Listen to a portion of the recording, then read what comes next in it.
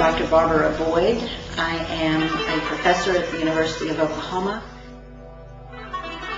My name is Rick Kelleher. I'm Curtis, and I am a graduate student. I'm a PhD student in the Department of Anthropology. My name is Delia Atmaja. I am a new Muslim, a graduate student at the University of Texas at Austin.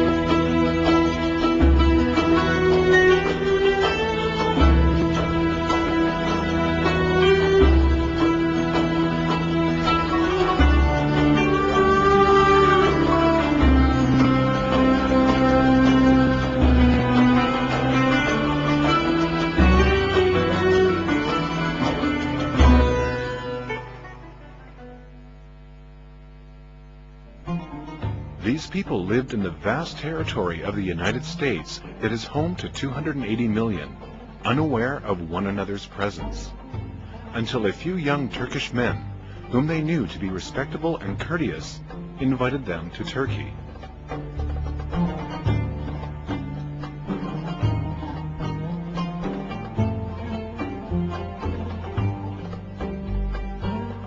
They had full confidence in the people who invited them to Turkey. But still, they experienced a slight apprehension while making their decision to go, because they had not always heard good things about Turkey so far.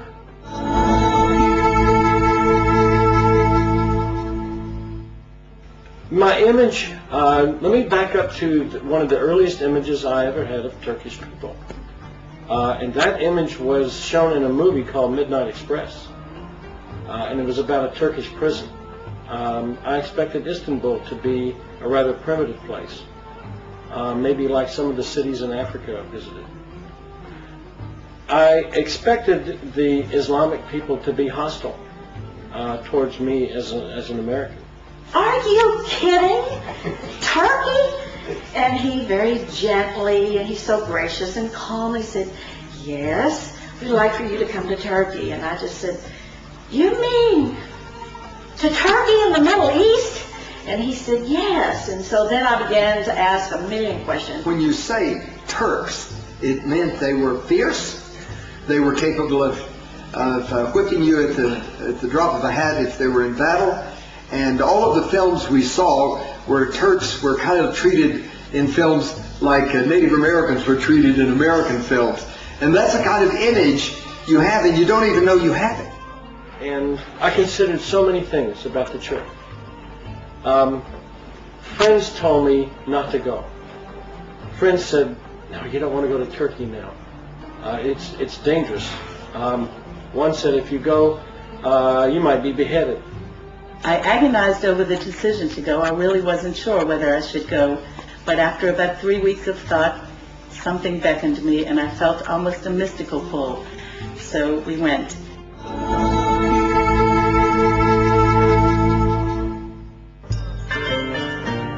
All warnings, biases, apprehensions were cast aside, and they decided to go to Turkey.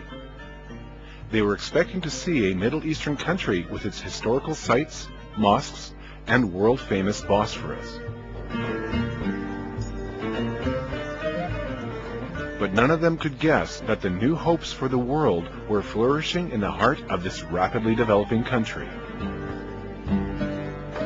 Nice surprises awaited these American guests in Turkey.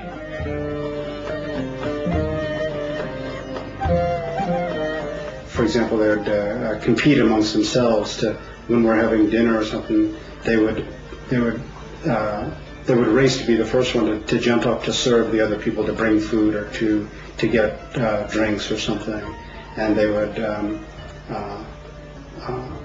and some of them would be happy just to be serving throughout the whole meal and never sit down and eat with us. When we got to Turkey, we were received with such generosity and such kindness everywhere we went that I was overwhelmed. And the kindness and the generosity was equaled only by the beauty that I saw everywhere. I've never come across such generosity as I found on my trip, on my 10 days that I spent in Turkey. God created this place as beautiful as possible and then said, oh my, I've made this so beautiful, everyone else will be jealous. So I'm going to have to create the Turkish people to be incredibly hospitable and generous so they'll share it with everyone. We got to Turkey and started traveling around and seeing the reception we got, the amazing numbers of young men who came and helped us and carried our bags and drove us around, and everyone who gave us places to stay, and food, who took very attentive to us all the time. The effect that had on us as a group was that we started talking to each other. We all came to love each other so much, and it was purely in reaction to the environment of people in Turkey who allowed us to drop all of those facades and all of those other identities that we wear, so that we could be human again. And that was truly, truly huge. That was a huge gift to us. They were fascinated by the warm welcome Turkish people embraced them with. But this seemed to be their lifestyle, rather than a temporary care for a few guests coming from a distant land. And they began to question the source of this grace.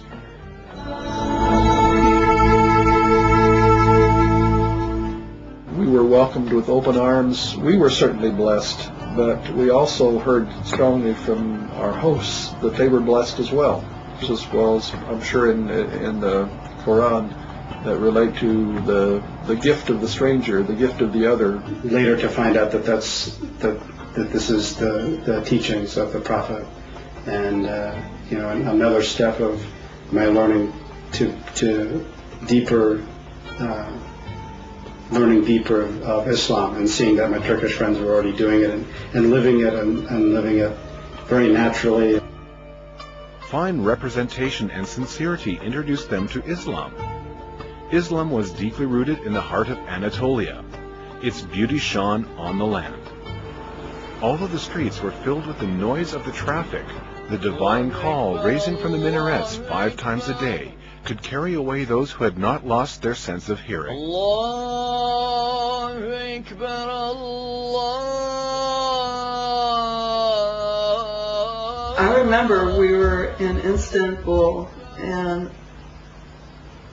we were right under a minaret when I heard it for the first time, and this soulful call that seemed to just pierce everything, and something coming from really deep within, and it hit me very deep within. I mean, there was certainly a mystical quality about it, but the sound of the call itself is just so soulful that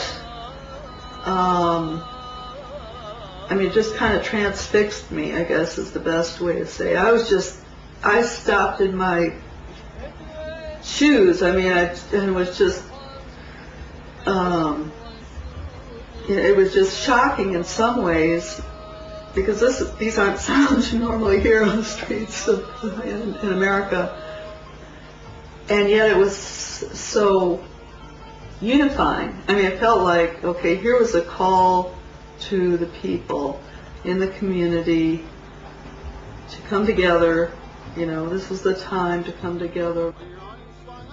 The azan, which resonates 5 times a day in this land, carried completely different meanings for a foreigner who had never heard this divine call. Sometimes a beautifully called azan from the minaret of a modest mosque sufficed to open the doors of many hearts.